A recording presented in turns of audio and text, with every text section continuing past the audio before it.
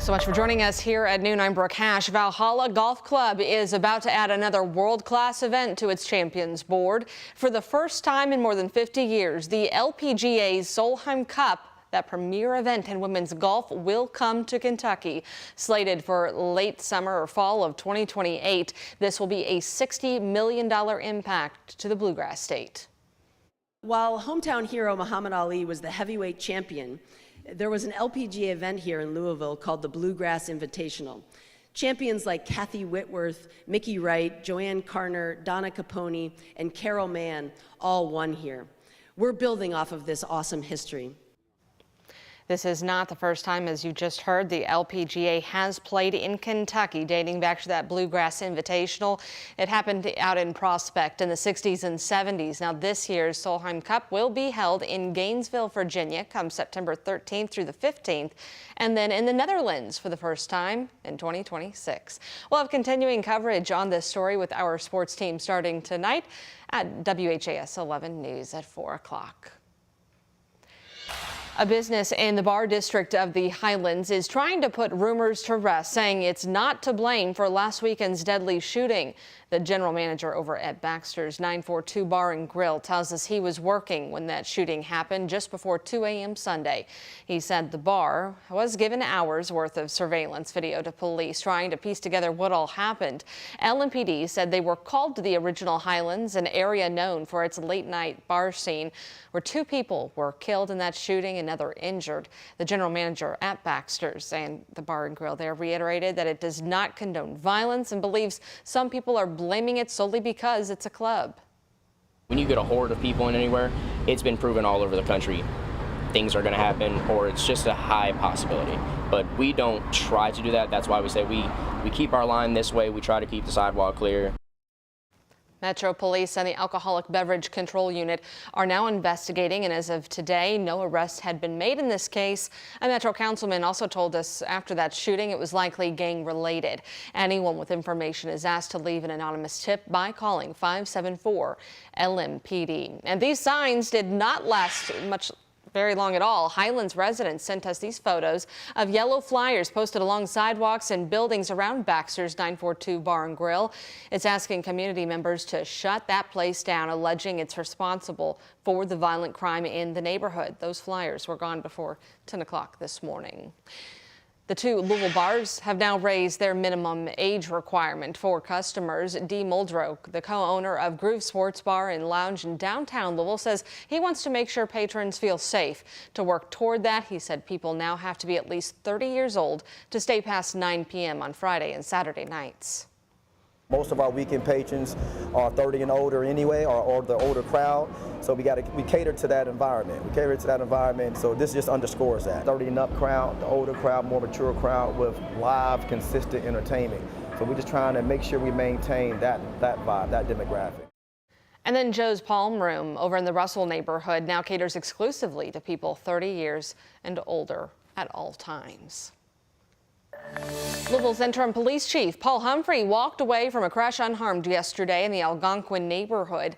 An LMPD spokesperson said it happened around 5 at the 7th and Algonquin Parkway intersection. Police believe a woman driving a pickup had a medical emergency and crashed head-on into the unmarked police SUV Humphrey was driving. He rendered aid to the driver until EMS arrived. We're told she's expected to be okay. LMPD also said a 5-vehicle crash on 64 West Monday evening killed the driver of a pickup truck. It happened just before 5 o'clock close to the Gene Snyder. Police said a semi in the center lane crashed into that truck, causing a chain reaction collision. Witnesses told police traffic had slowed down in that area because of all the congestion and ongoing construction. The coroner just identified 25-year-old Colton Tanner as the man driving that pickup truck who died at the scene. We're told 2 other drivers were taken to the hospital. The Jefferson County Clerk's Office says some data may have been lost during a recent ransomware attack. It shut down all branches for close to a week at the end of July. This is a look at the demands the hackers made. Right there, the Clerk's Office shared this image.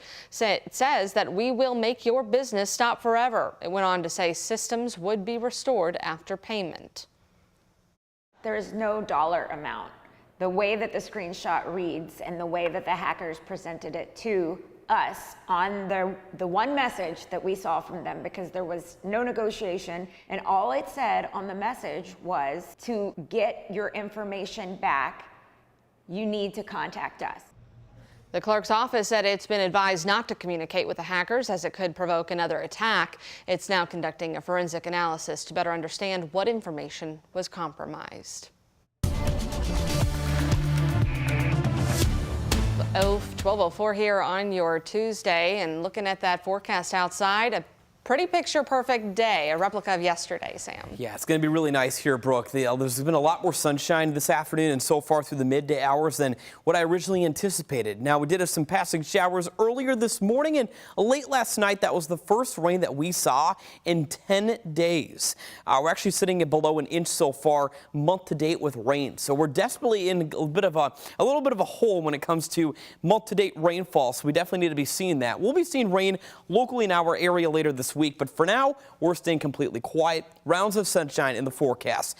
80 degrees currently for the lunch hour in Louisville, and notice to the south and east of us from Springfield to Lebanon, a couple of spots are hovering in the lower 80s, and smack dab at 80 degrees is where Ali International Airport is sitting right now. Now, we're going to be getting to 84 degrees by and large through mid-afternoon today. There will be some sunshine once again dominating and a few clouds later on throughout the day as well. Now, attention is going to be turning to the next storm system. We're already tracking Thursday night through Friday for some showers and storms, some of which may be turning strong or severe. Brooke, all the more reason everybody should be staying tuned in for the latest on the complete 7-day weather impact team forecast, as I'll be talking more about a weather alert day that's posted for Friday. Impact weather alert day. Stick around for that forecast. Right, Sam. Well, today is the first day of class for thousands of Kentuckiana's Catholic school students. Today, Sacred Heart Academy returned alongside several elementary schools. And in the Highlands, the Amazons and Titans of the Louisville Collegiate School are back in class. Tomorrow, we will see several more districts return, including Nelson, Henry, and Oldham counties. Well, JCPS is making progress with its bus drop-off times. On the third day of school yesterday, the district said all students were dropped off by 6:10.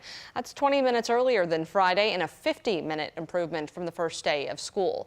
But we know there are fewer bus routes this year. Meanwhile, families have reported longer car lines at those schools. Our Taylor Woods and photojournalist Levi Hammer checked in to see if that's changed since last week. The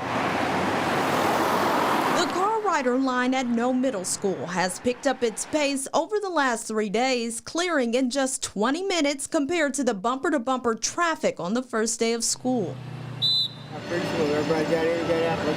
Tino Porter has worked as the crossing guard at No Middle School for 6 months. He says he hasn't seen any rushing or backups once drivers paid attention to his signals. Did I ask them to do? Stop when they're supposed to stop. Makes me feel good. Porter said students are being dropped off by grade levels, but families are adjusting to the new routine. There's a lot of new students, and the people that's dropping them off didn't know how to drop them off. So. Traffic may be getting better for most schools, but neighbors living around Audubon Elementary say they're still seeing backups. It's been chaotic. Rose Camacho lives near the school on Hess Lane, where JCPS says there is no crossing guard at the school. They line up all the way from Poplar Level to Pendle, and then from Hess Lane to Pendle. Bill Weineke understands Camacho's frustration. You're going to have about 45 minutes every day that you're not going to be able to get through the neighborhood. Weineke is even more concerned about traffic since more schools in the area will be starting soon. St. Stephen Martyr, they start this Wednesday. And from what I've been told, they're going to get out the same time as Audubon Elementary. He's hoping traffic will go down like it has at No Middle School. Taylor Woods, WHAS11 on your side. Now, JCPS did say drop-off and pickup times at Audubon Elementary have improved, even though the school does not have a crossing guard.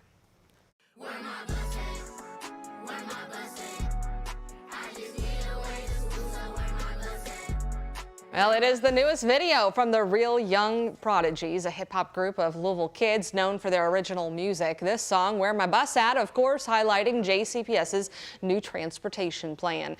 The group works to educate people on Black history and social injustices. It produced a song called Crown back in 2021, which helped push forward the Crown Act in Louisville, expanding anti-discrimination laws to protect all hairstyles.